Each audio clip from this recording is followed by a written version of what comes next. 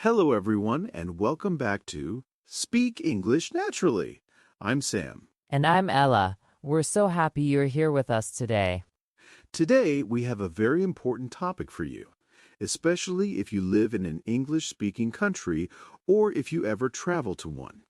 We're going to talk about what to say at the doctor. Yes, going to the doctor can be a little scary, even in your own language, but when it's in a different language, it can be even harder, so we want to help you feel confident. Exactly.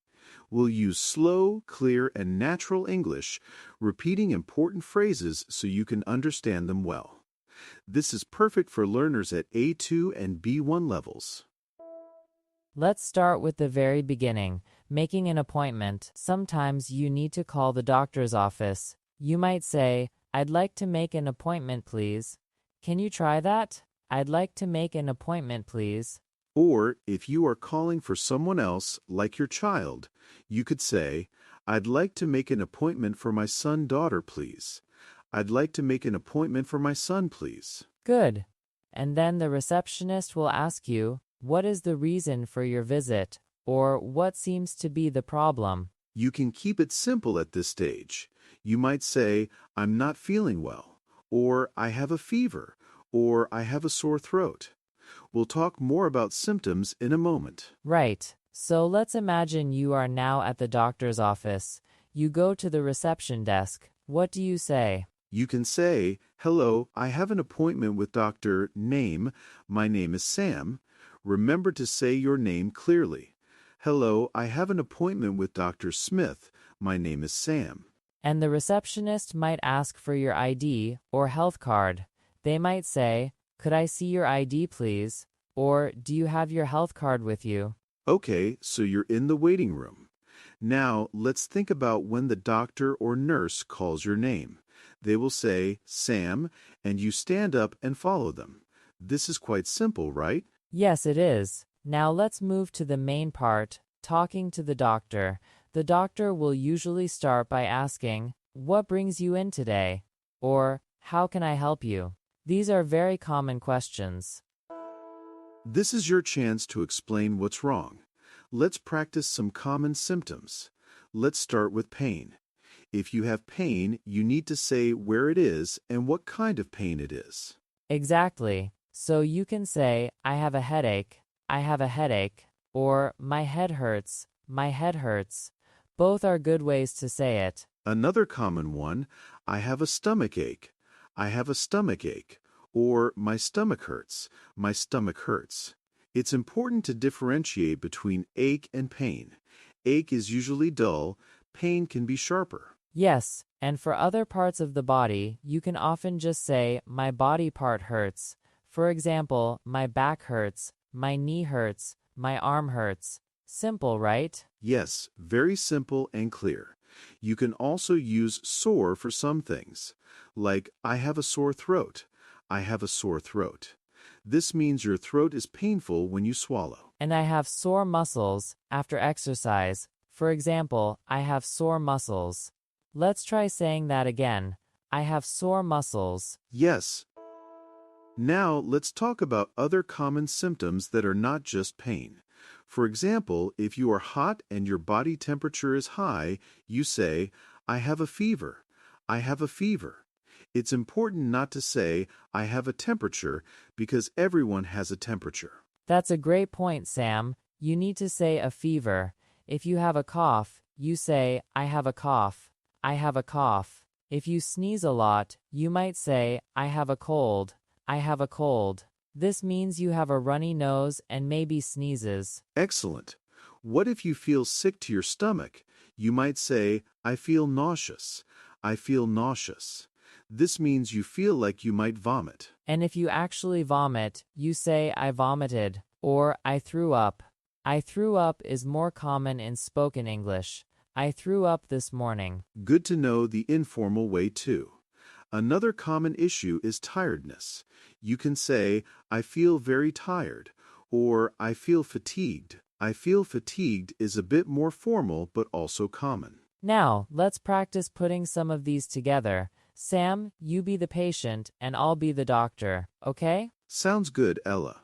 Hello, Sam. What brings you in today? Hello, doctor. I'm not feeling very well. I have a sore throat and a cough. I see. And how long have you had these symptoms? For about 3 days now. It started on Monday. Okay. Do you have a fever? Yes, I think so. I feel very warm. Very good, Sam.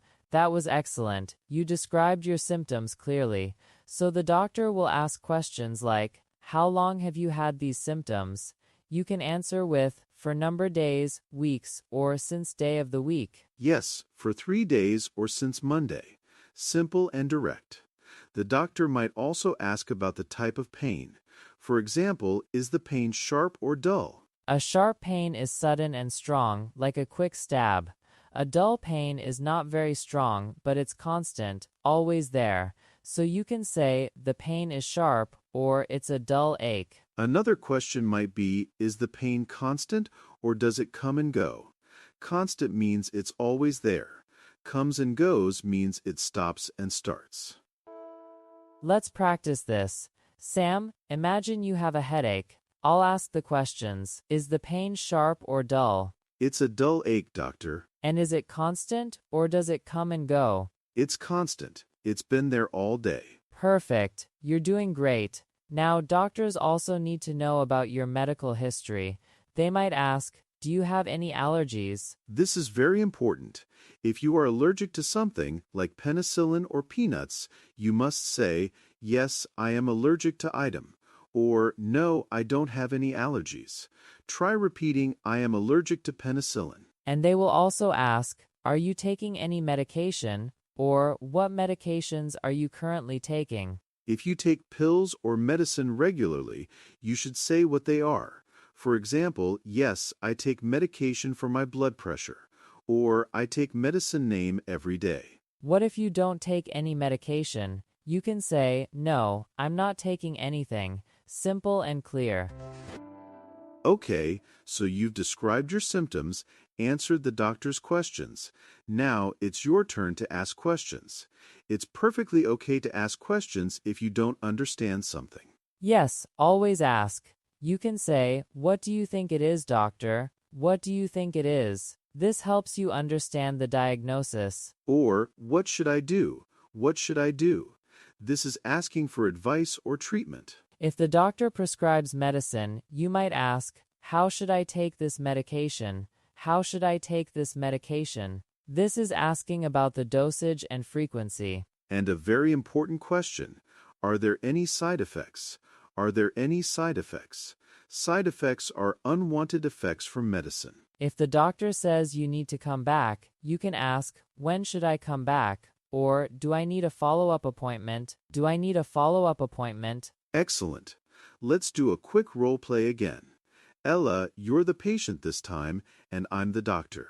You've explained your symptoms, and I've given you a diagnosis and some medicine. Okay, Sam, I'm ready. So, Ella, I believe you have a common cold.